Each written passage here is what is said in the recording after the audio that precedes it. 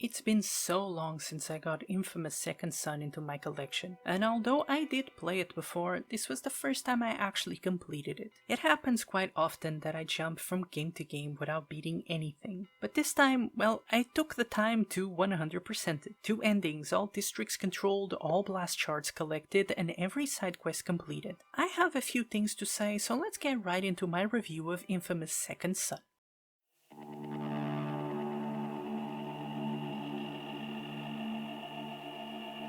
This being the first Infamous game on new hardware, it looks even more visually impressive than its predecessors, and even now, all these years later, I still think it's a beautiful game that showcased what at the time was a new-gen console's capabilities. Its world is bright and colorful with lots of detail and some great graphics. No more grayscaling, we fully embrace the rainbows on this one, and that makes me happy. We also got a new protagonist in Delsin Rowe. It's a few years after Cole sacrificed himself at the end of Infamous 2, and a new organization is formed by the government to capture and kill the remaining conduits. Delsin is a young rebellious adult doing his thing. I don't really know, he gets in trouble for graffiti, but that's it. Maybe? I'm really not sure. Point is, he is a bad boy.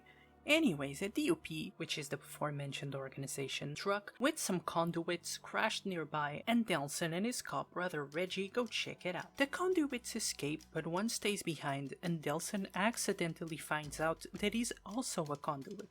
Basically a human sponge that can absorb powers. With this, you gain your first power, smoke. Blah blah blah, the D.U.P big bad boss shows up and they end up attaching concrete to the entirety of the tribe Delsin is part of. As the concrete is slowly killing everyone, he decides to try to find the culprit in Seattle and take their powers in order to save his tribe. Once you reach Seattle, for the most part, you can just do whatever you want. I do advise doing some main quests, but you can just start taking control of territories, collect shards that you can use to upgrade your abilities, doing some side stuff, or simply roaming around. Just like in Infamous 2, Second Son feels so nice to play. This time you have 4 abilities: smoke, neon, TV, and concrete, although the last one is only unlocked by beating the game. They all look great, and they all allow you to move with ease and give you a great sense of freedom. The concrete is a bit harder to move on, but it makes up for it on raw strength. They do need some upgrades to feel great, but they are already good to begin with. Besides, that's something upgrades should do for you, so it's not really a complaint per se. The upgrades are much better implemented this time, with some still being locked behind karma systems, but with a lot more of them, and with the added bonus that they give a better use to blast shards than before.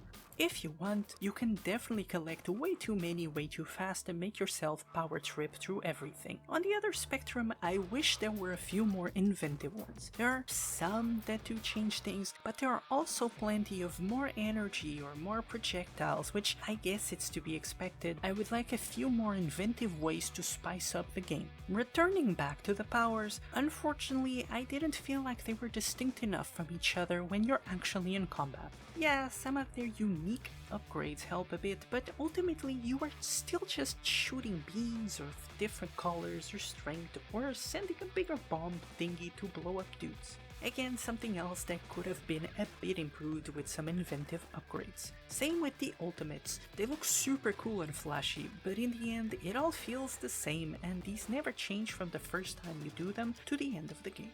In Traversal, they did a good job differentiating things, even giving unique ways to interact with the environment to speed things up, like the vents with smoke or the antennas with TV, but in combat, not so much. If you got bored with smoke, getting neon won't help that much. However, for me, the gameplay loop never got boring. I don't know what it is about it, but it's just so fun to liberate the areas and roam around the map. It all just works so well, even if it's not very different from the previous games. Let's move on from the gameplay to the plot. I am struggling to find the words to describe how I feel about it, but essentially it's a rushed mess. So first off, the game is extremely short if you beeline it, which in itself isn't the worst thing, but it doesn't feel like it was on purpose. It truly feels rushed. There is no believable character development, even though there is an attempt at it. If you care about spoilers, be warned that there will be plenty of spoilers from here on.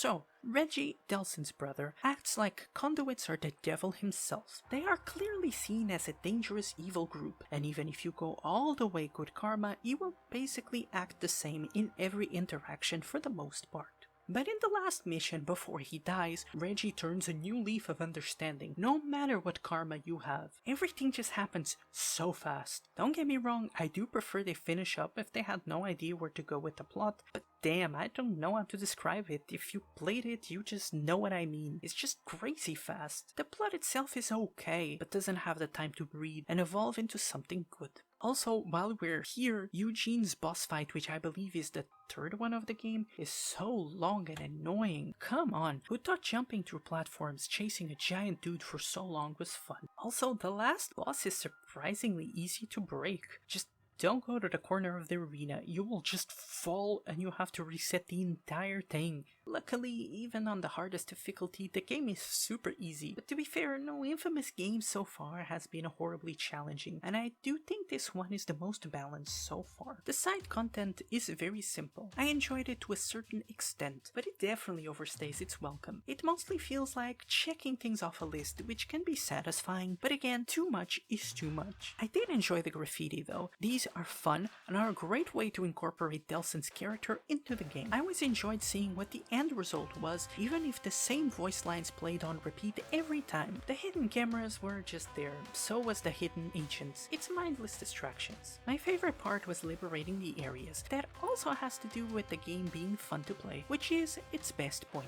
Just like Infamous 2, everything is so smooth and fun, with a side of parkour jank as per usual. I feel like I'm getting a bit sidetracked again. Anyway, side stuff is okay, I guess. At least it's very quick to do. I mean, I beat the game twice, once with 100% completion, and I think I took close to 18 hours to do so, with plenty of stupidity from my part. I am a little bit ashamed to admit that some of those tiny cameras took me way too long to find. God, that was so infuriating, looking around like a maniac for a small thing. Give me a break, I'm getting old and my vision was shit since birth. Whatever, the cameras can't hurt you anymore.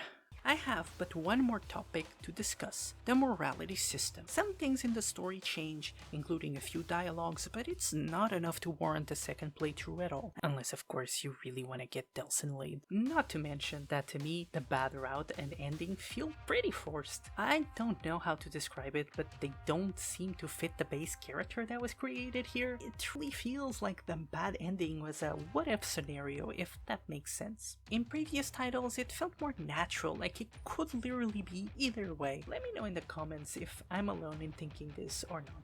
Maybe this is just my personal preference, who knows. Aside from that, I think the game would have benefited from a few more meaningful ways to change your karma, including more decisions or more deviations in routes. I don't understand why I always have to beat street performers or sign swirlers in particular to gain back karma. Maybe a new way of looking at the karma with more nuance, you know, shades of color instead of evil versus good type of thing could help the game stand out from the previous titles, which had the same rigid two-way only a few options morality too. I did think it was fun to see the level of karma showing on the vest with an ever-changing design. It was a neat little touch. Of course, in the previous games you saw it on the skin, but I think the vest fits with the theme of the character and the game itself. People also get wild with you on the street, in particular with the good karma. Whoever decided on these had some fun with it, and I respect that. And I think that's about it. Infamous Second Son is a fun game which tried to distance itself, character and story-wise from its predecessors, and although I do think that was the right call, and I did enjoy what felt like an evolution of the improvements of Infamous 2, I do think they missed the mark with the plot. Again, not bad, but rushed, and maybe with a bit of lack of innovation. I did end up loving it, because I loved Infamous 1 and 2. There's nothing super new here for you if you didn't. The powers, even though there are 4 of them, they don't change things enough between each other to make a huge difference, and they certainly don't change a lot from the